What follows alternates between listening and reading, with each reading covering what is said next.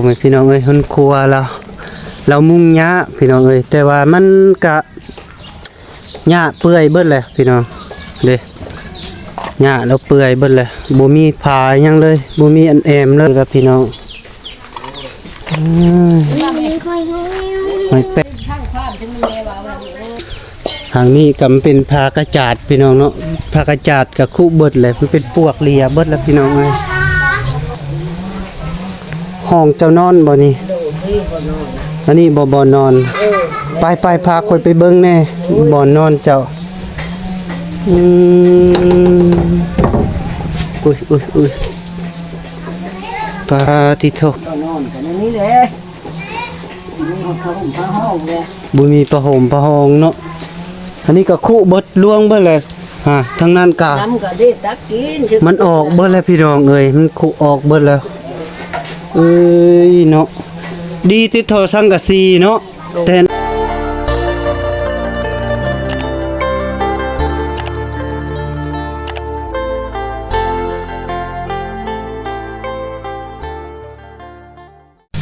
ครับทักทายสบายดีและสวัสดีเด้อพ่อแม่พี่น้อง FC เบิดสุขุสุคนต่างพังไทยพังลาวและต่างประเทศนำเด้อเนาะก็ยินดีต้อนรับเข้าสู่2ของบ่แก้ว Channel คือเก่าพี่น้องเนาะสบายดีช่วงแรงๆพี่น้องเนาะวันนี้บ่แก้วก็มาหาแม่เฒ่านวลดาพี่น้องเนาะแล้วก็อยู่กับลูก2คนพี่น้องเนาะก็ทางเบาลี่เพิ่นก็มาแล้วเนาะทางเบาแก้วก็ยังบ่ทันมีเวลาแล้วก็เลยว่ามื้อนี้มีเวลาเบาแก้วก็เลยมาหาเพิ่นเนาะพ่อแม่พี่น้องแล้วก็มาเบิ่งการอยู่อาศัยของเพิ่นเป็นจังไดแล้วก็จึงว่ากันเนาะพ่อแม่พี่น้องก็ได้แล้วก็มาเบิ่งเฮือนเบิ่งซานเพิ่นแล้วเนาะแล้วก็จึงว่ากันเนาะพ่อแม่พี่น้องไปเบิ่งนํกันไปเพิ่นน่ะเฮ็ดหยังนะหำสบายดีเด้อสบายดีไปเบิ่งพี่น้องไปโอ้เนาะ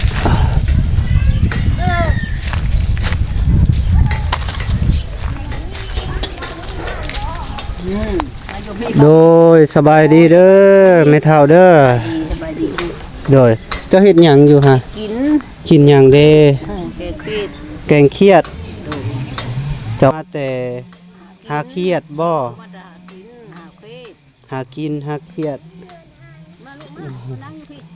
โดยพ่อแม่พี่น้องเอ้ยก็เบิ่งมาเบิ่งนำกันก็เป็นจังใดก็จึงว่ากันเนาะแม่เฒ่าเจ้าชื่อหยังแม่เฒ่าชื่อนนดาอายุจักปีล่ะฮะ60 ปีอยู่กับลูกชาย2คนพี่น้องเนาะโดยเพื่อนครัวจะบ่นี่ติโตผมเป็นพี่น้องเอ้ยเอิ้นคู่กับพี่ให้บ่ดังไฟแล้วน่ะฝนตกมาก็โหหัวเนาะแบบมันเป็นอันน่ะมันฮักเบิดเลยเนาะมื้อละเด้มันเพ่มื้อละมันบ่ได้เพเนาะเอาไม้ค้ำอยู่ทางนี้ก็หาแล้วโอ้โดยนี่ก็ค้ำอยู่นี่โดยแป๊บนึงเด้อโดยอยู่กันทั้ง2คนนี่บ่ก็ชงไม่รู้นี่แหละโดยผัวเจ้าเด้โอ้ก็เพิ่นสิปะแล้วเสียปะแต่โดนแล้วบ่จักปีแหละเพิ่น7 ปีนี่แหละ7 ปีเพิ่นสิปะนี่ก็โดยโอ้ปันนี่แล้วบ่ได้มีคู่เฮือนชานก็อยู่เจ้านอนอยู่พี่บ่หรือเป็นยังไงนอนอยู่เฮือนนี้บ้านยำพลตุกนอนอยู่เฮือนของบ้านยำพลตกนอนอยู่เฮือนไผปบแล้วยานเพิ่นหักมันล้มโดยล้มมาแล้วมันเพิ่นได้นี่ขึ้นไปก็เพิ่นอยู่หั่นเฮือนหักเลยก็โดนแล้วมันก็กัดกุดมันได้ฮะกุดละบ่กุดได้โดยจะน้อยจึงไปเบิ่งเนาะเบิ่งเฮือนครัวเฮานี่ก่อนโอ้ยผมพี่น้องเอ้ยเฮือนครัวเรามุ่งหญ้าพี่น้องเอ้ยแต่ว่ามันก็หญ้าเปื่อยเบิดเลยพี่น้องเด้หญ้าเราเปื่อยเบิดเลยบ่มีผาหยังเลยบ่มีอันแอมเลยผมพี่น้องโอ้ยเนาะ อยู่ทั้งสองมีลูกผัวตายปะพี่น้องเนาะแล้วก็ไล่ปลาลาปีแหละพี่น้องกับผัวเพิ่นไล่ตายปะเนาะแล้วก็อยู่2คน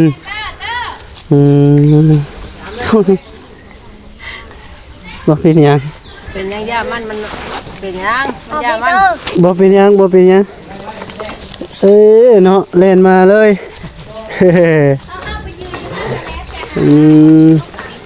ลูกก็เป็นหนาเลยลูก ทั้งนี้ก็บ่ได้มีผักกาดจาดอีหยังเนาะแบบ บ่มีเลย สารนี่เลยสารไผ่พี่น้อง ใกล้ขึ้นพี่ชันขึ้นแล้วครบหมดแล้ว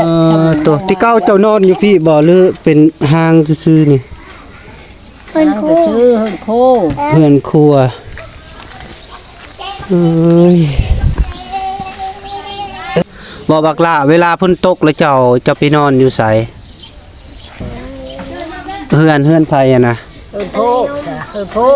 เฮือนโพ เฮินโคเท้า เฮือนเจ้านี่นอนบ่ได้ เจ้า บ่ ที่นอนบ่ได้มันโห มันหัวมันเพลินโอ้ย เพิ่นบอกว่า นอนบ่บาบอยู่ เว้าดังๆเด้อนะบ่าวบ่ได้มีใหม่ได้ ลูก ฮะ อืมอายุจักปีล่ะ 7 ปี 7 ปีซื้อในใดเจ้า มา ถ้าบุญมา ถ้าโอนมาบ่เพิ่นจะ โอนมา บ่โอนมา เออเนาะ เราคิดมาแจกเลยลูกสาว เมาได้ไหมเหรอจะดีไหมเฮ้ย นี่เราแจกเลยซับค่ะ ฮะเป็นไดเป็นได นี่เราจะแจกเลยลูกสาว แจกโทรศัพท์เอาแล่ไปคือเป็นไง ไผปัจจัยเฮ้ย โอ้ยเด้ออืม เฮ้ยลูกไผสิเอาในนั้น ข้าวน้ำทำปลามีอยู่บ่ เขานำจะปากะมีก็บ่ลายแล้ว มีโบราณเนาะ เขาเฮ็ดได้ก็หั่งยิบไปชอบมันได้ก็กินมาอยู่ได้หมดเลยได้ยังเขา นี่ พวกชอบ7ช โด อบ ย ยังดี โด นั่ ย นก็บ่กุ้มกินแต่ละปีมา โด น่ะ ย ไปกุ้มจักปีแล้วหมดกูปี โดย แต่ละมื้อนี่อันการอยู่กันกินเจ้ามีหยังแน่เจ้ากินนะ กินยังไงนะจ๊ะกูไปหาคุดเพชรอ้อมขี้เล็กสุดุแค่นั้นแหละสิมีไข่มดแดงได้เท่าละกำละได้มากิน โดยโอ้เนาะ ไปหาก็บ่ได้เลยบ่ได้กินแล้วนะ บักลาก็ไปนำบ่บ่ไป ให้น้ำกันกับแม่นี่แหละบ่ได้อยู่ โดยไปหากระปูไปหากุดกระปูแล้วมาปนเนาะ คนกระปู เอ เพชร อเนาะอืม กินได้ อายุ60 ปี ชื่อปีแล้วปีดู โดยชื่อนนดาพี่น้องนอนดาหรือโนนดาอย่าเฮ็ดอย่าเฮ็ดเนาะ เฮ้ยแต่หน้ากูมาป้าลงมานะป้าโอ้ยเว้าบ่เป็น อืมอยู่กับลูก2คนนี่จักปีแหละ คน อยู่เฮือน แต่เพิ่นสิป้ามานี่นั่นอยู่7 ปีเดี๋ยวนี้แหละ 7 ปี 7 ปีแล้ว โดย อยู่ไปนั่นนี่แหละจะว่าแนวความอยู่ความกินกับเงินคำก็บ่มีแล้ว โดยก็ ไปหาก็บ่เป็นไปหาก็บ่ได้แหละ แนวมาแล้วใคร เท่า สิ แล้ หาว เนาะ แม่ก็เท่าแล้วอยู่ไป โดย หาเงินก็บ่เป็น อื กิน ม แป้งหนูกินก็บ่มีแล้วเป็นได้ โดย อยู่ไปทางเว้านั่น อยู่ไปไปนี่ เนาะ เนาะ หลานเนาะเฮิ่นเขาก็ดูหลานเขาก็บ่กุ้มเลยเฮ็ดได้ โดย ก็ได้ส่งไม่รู้นี่แหละ อืมไปขึ้นไปเบิ่งเฮือนไป ไปขึ้นโทษ ขึ้นได้อยู่บ่ มาเฮิ่นโลขึ้นมา บ่เราบ่ขึ้นก็อย่าอันน่ะคันเราบ่อยากขึ้นก็บ่เป็นหยังบ่ขึ้นบ่ลูก มาลูก อืมโดยพ่อแม่พี่น้องเบิ่งเพื่อนซานของเพิ่นเสาหยังกะคุเบิดเลยพี่น้องเอ้ยอันนี้กะมันเป็นปวกเลียเบิดแล้วโดยมันสิหักเบิดแล้วเด้นี่โอ้ยเนาะพอได้อยู่แปะๆซื่อๆแล้วพี่น้องไม่ค่อยรู้ ไม่แป้นไม่หยังก็สิ ป้อมเพิ่นบ่นะลูกขึ้นมาโอ้ยมันบ่ได้ทางความถึงมันแม่ว่าว่า ทางนี้ก็มันเป็นผ้ากระจาดพี่น้องเนาะผ้ากระจาดกับคุเบิดเลยมันเป็นปวกเลียเบิดแล้วพี่น้องเอ้ยโอ้ยเนาะปวกเลีย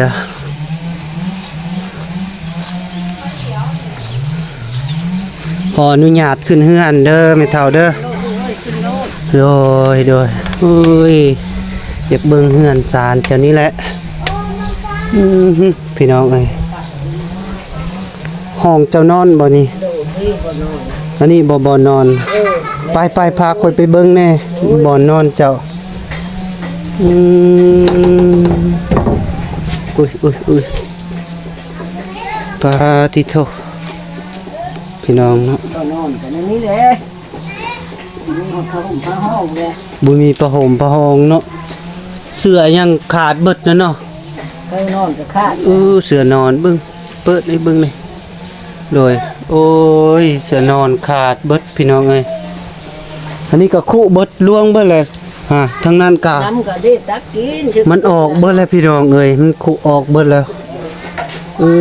ยเนาะดีติดโทรสังกะสีเนาะแต่อันอื่นนี่เซานี่กะ เอา ทั้งเทิงนี่ดีอยู่แต่ว่าทั้งลุมสิไปแล้วพี่น้องเนาะ ลุงสิไปเมื่อแล้ว โดย มันลงมาได้อย่างนี้ก็ลุกมากับเพิ่นได้ทางยางได้ซื้อกันยังเพิ่นเดี๋ยวนี้นะ โดยแม่และทั้งนี้ก็เพิ่นเลยนี่เครื่องคองเพิ่นเท่านี้หนึงบ่เครื่องเจ้าพระห่มประปกเด้ บ่มีแล้วหมดเท่านั้นแหละเท่า โอ้ยพี่น้องเอ้ยเบิ่งข้างนี้กะคุเบิดทางนี้ข้างนี้พี่น้องเอ้ยมดบูบานนี่ก็แม่นลาวผู้เดียวพี่น้องเอ้ยที่ว่าเฮือนสุดๆเลยพ่อแม่พี่น้องเอ้ยที่ว่า ต่อได้ก็ที่ก็ได้แล้วแม่นอย่างนั้น โดย ใหญ่รัดมา ห้องเป็นห้องเนาะกะคุเบิดแล้วพี่น้องเอ้ยทางแม่เฒ่าเพิ่นก็ทนอยู่แต่ว่าเวลาลมพัดลมอิหยังนี่ก็บ่กล้านอนนั่นเนาะ นอนแล้วพบแล้วลงตารางพุ่นแล้วไปอยู่พุ่นแล้ว โดย ค่ะพุ่นแล้วกลางคืนก็ไปกลางคืนพวกลูกแก่ก็ลุกแล้วกับลูกนะ โดย ยานน่ะมันฮักได้มันเพิ่นน่ะยาน มันเพลินเนาะ ล่มมาแล้วยาน พ่นตกในเปียกเบิดเนาะ เป้นอนนี่ก็เป้เดี๋ยวโหลงมดดอนนั่นก็ โอ้ นี่ก็โหดันพยายามมุ่งมันโหดอนอันนั้นไผอยู่น่ะก็โหแล้วปราบโดยเดี๋ยวนี้ก็โหมันนะ ไม่ยังหมูมา โอ้ยมุ้งได้ทางในอะมีอยู่บ่ นี่ก็มุ้งหาหัดนั่นแหละ มุ้งขาดบ่ แล้ว โอ้ยเนาะพี่น้องเนาะตะกะบาบกะบอไม่เท่าเพิ่น ไปกระบะไปแล้วไม่รู้เอ้ยอย่าเว้านะ โดย ดูความจำเป็นนี่แล้วความทุกข์ยากนี่แหละโรยนี่แล้ว โด มั ย นเป็นเว้าค่ะมันนั่นน่ะค่ะ บ่เป็นหยังแล้ว ยัง เพิ่น กินบ่ได้มือพี่สั โดยน้ำใส่มีอยู่บ่ บ่แล้วน้ำใสก็บ่ได้มีแล้ว น้ำใส่ก็บ่ได้มี ขอน้ำเขานี่แหละน้ำลูกน้ำลานนี่แหละ ลานข้างนี่บ่โอ้เนาะ น้ำกินบ่มีนั่นน่ะไปห้างเอาเด็กกระตุกสิไล เจ้าไปหาบเอาอยู่ใส่น้ำกิน พุ่นแลโหยพุ่นแลไก่นั่นแหละ อยู่ มาจนบ่จะฮอดเลยประมาณ3ลักพุ่นน่ะบ่บ่ไปเอาน้ำมันก็พุ่นแลทางไก่มันก็ โดยยันกลัวบ่จัก ว่าเลยเนาะ โดย หามาแล้วเห็นได้จ้ะ หาบมาโดยเฉพาะเลยเนาะ หาเกระตุกก็หามา โดย โอ้ยนั่นแหละจะดูเชชัดมาหั่นเลย โดยไปหาบมือละจักตุกมือละ3บ่ซอก ไปส่งตุ๊ก ไปหาบเทื่อเดียวแล้วก็จบเนาะ ได้3มื้อ4มื้อ 3มื้อ หมด โดย เพิ่นแล้วไปหาพี่หามน้ำมาเว้นแล้วไปหากิน อืม หาพื้นมาดัง หาบปืนมาดังอีก พื้นก็บ่มี แต่น้ำน่ะขออาบน้ำพื้นบ่ อาบน้ำ ขอใส่น้ำพื้นเนาะ ใส่น้ำเพิ่น ห้องน้ำเด้ ห้องน้ำก็บ่มีเลย ห้องน้ำห้องในก็บ่มี นี่ห้องน้ำมันย่ำพูนมากก็ลำบากเลยไปไทยน่ะป้านำไปจัก โอ้ ตุ๊ก ยโดย จักยุ่งครบเลย แม่นและสารพัดเนาะ พัดมดกวนคู่แนวจะเว้าน่ะโอ้ยว่าได้ บ่าวแก้วก็มาครั้งแรกพี่น้องเอ้ยที่มาเจออยู่ที่บ้าน นี่เนาะพี่น้องเนาะบ้านพอเท่าโนนนอนหยังก็ นอนดาพี่น้องเอ้ยอายุ60 ปีเลี้ยงลูกผู้เดียวพี่น้องเลี้ยงลูกผู้ชาย แ แต่ลูกเพิ่นก็พ่อแม่พี่น้องก็อยากดื้อแน่ลูกเพิ่นก็ได้ก็บ่เป็นหยังเนาะพี่น้องคอยปรับเอา เพราะว่าเด็กน้อยยังบ่ทันฮู้ โอ้ยท่านฮู้ไป โดย บ่มือ แต่ว่าก็ทรงหน้าทรงสารเนาะทางพ่อทางแม่เฒ่ากับหล้านน้อยนี่แหละกับกาคือลูกลาวนี่แหละพี่น้องเนาะลูกชายกาเฮือนอยู่เฮือนนอนก็คือเห็นเนี่ยเนาะพี่น้องมันคุเบิดแล้วทางนี้ก็เพราะว่ามันก็โอ้ยบ่แม่นจักพลานาดอกพี่น้องเอ้ยผักกระจาดนั่นเบิดแล้วก็ผักส่วนเซาแล้วก็คือ พุดแล้วนี่ โดยไม่ห้อยยังนี่กะมันอยากกุดแล้วพี่น้องเนาะเพราะว่าปวกมันเหลียเบิดแล้วเพราะมันเก่าแฮงกะเวลาฝนตกหรือว่าลมแห้งแล้วเราบ่กล้านอนพี่น้องเอ้ยเพราะว่าเฮือนเรามันควายแห้งแล้วก็เราก็ไปนอนอยู่เฮือนพ่อเฒ่าเพิ่นแม่นบ่ โดย โดยไปนอนอยู่เฮือนพ่อเฒ่าเพิ่นเนาะ สนแล้วก็คืนปลุกลูก โดยปลุก ไปฝนตกก็บ่ได้อยู่แล้ว โดยหอบลูกไปนอนอยู่พุ่นพี่น้องเนาะกะคำบุติเพิ่นเนาะพี่น้องเอ้ยเนาะเป็นตะกะบับกระบอกครั้งแรกในชีวิตที่มาเจอแบบนี้เนาะพี่น้องเนาะโอ้ยเนาะกะทั้งเบาลี่มีข่าวดีบ่เพิ่นมาเห็นมาอยู่ มาเบาลี่ก็มา เธอเดียวบ่ เร็ว โดยมีไผแน่มา เบาบอกคุณนึงว่ามา โอ้เนาะ ของ โดยโอ้ยไม่เท่าเอ้ยกะเฮากะมันบ่มีเวลากะมาอยู่มื้อนั้นเฮาก็บ่ได้ทายเพราะว่ากะเฮาก็ค่าเวียกแหน่กะแล่นเมื่อแล้วก็มื้อนี้มีเวลาเฮาก็มาแล้วก็มาเบิ่งนี่กะสภาพนี่กะน่าสงสารเจ้าอยู่กะยังบ่ฮู้ว่าแต่ละบ่อนเฮาไปนี่กะ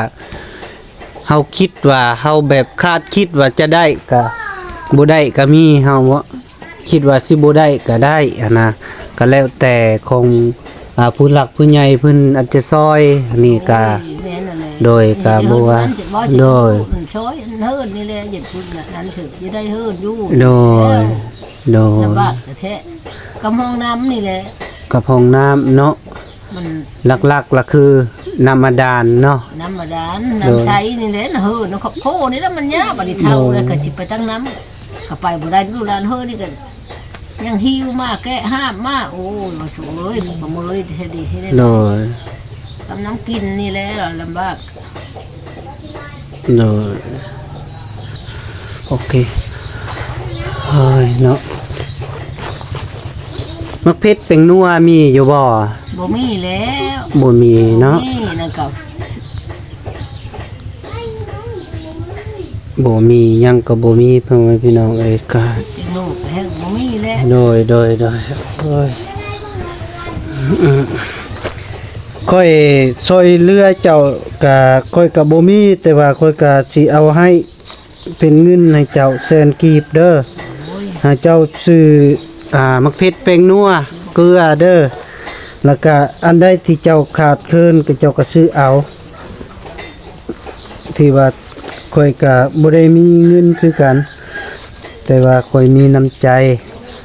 มาแล้วก็ให้เจ้าแสนกีบเด้อ โอ้ยสาธุเด้อลูกเด้อ โดย แห้งเด้อเด้อเด้อวางฝากเจ้ามันยืนเด้อ โดยสา เด้อได้เฮือมีเด้อเด้อเบิ่งแม่ได้เฮือได้งอนได้ได้งอน โดยสาธุโดยโอเคค่อยกะบ่มีกะแบบว่าแบ่งปันความน้ำใจเฮาโดย ขึ้นเห็นก็สาธุ แต่ว่าเงินที่ค่อยให้เจ้านี่กะทางผู้หลักผู้ใหญ่ผู้และฝากมาให้ โดย ค่อยเดินทางเพิ่นกะเอาให้อยู่ บ่มี โดย ลูกเพิ่นให้จะกินคำมาจะกินข้าวจะกินจ้ามจะกินปิ้งก็บ่มีอันไปซื้อไปหากันจักสิหาหยังขันหูข้าวบ่เพิ่นเชื่อแนวหามันก็บ่มีมันก็ต้อยไข่มดแดงได้มาไปกินแด้ โดย ขายได้เท่าถุงเท่าใดเท่านั้น โดย ดูไปตอนนี้ได้จังหวะน่ะผู้หาเฮ้อจังหวะนั้นไม่ได้จังหวะนั้นไม่ได้ได้ โดยเงินตัวข่อยจกนี่ก็บ่แม่นเป็นเงินข่อยก็มันเป็นเงินแบบผู้หลักผู้ใหญ่เพิ่นฝากมาให้ กะไปใส่กะเห็นคนทุกข์คนจนคือจังซี่แล้วก็จึงเอาให้หั่นนะแต่ว่าค่อยก็มีน้ำใจค่อยแบ่งปัน แต่ลักๆก็เพิ่นก็อยากให้ค่อยใช้แต่ว่าค่อยก็แบ่งปันไปนำหั่นนะโดยมีหยังก็ฮักแพงโดยเอาบัดนี้ค่อยก็สิกลับปะแล้วเด้อมื้อหน้าจึงว่ากันเด้อคนสิมาเยี่ยมใหม่เด้อแม่เฒ่าเด้อโดย เด้อ โดย เป็นคนฟ้าใสได้ โดย นอนทุก โดยเอาต่อไปนี่ก็ขออยู่ดีมีแฮงเด้อสุขภาพเข้มแข็งเด้อผู้หลักผู้ใหญ่ทางเบาแก้วแล้วก็สิขอโตเดินทางพี่น้องน้องแล้วก็มาเบิ่งสภาพเฮือนซานของแม่เฒ่านี่ก็เป็นตาหน้าสงสารพี่น้องเนาะก็เฮือนก็เซไปนะพี่น้องเนาะแล้วก็ทางเพิ่นก็เวลาลมพัดอีหยังก็บ่กล้านอนเนาะพี่น้องมันควายแล้วก็ไปนอนอยู่เฮือนพ่อเฒ่าเพิ่นพี่น้องเนาะแล้วก็ขอทางผู้หลักผู้ใหญ่ใจบุญใจดีเนาะคันว่าภายผ่านเห็นคลิปนี้ก็ขอความช่วยเหลือจากผู้เล็กผู้น้อยเนาะพี่น้องเนาะก็ซอยทางแม่เฒ่าเพิ่นพี่น้องเนาะให้ขออยู่ดีมีแรงสุขภาพเข้มแข็งเด้อไปใช้มันใช้คุณหาคนแพงทางผู้หลักผู้ใหญ่มืดทุกทานเด้อเอาขอบใจหลายๆเด้อพี่น้องเด้อบ๊ายบาย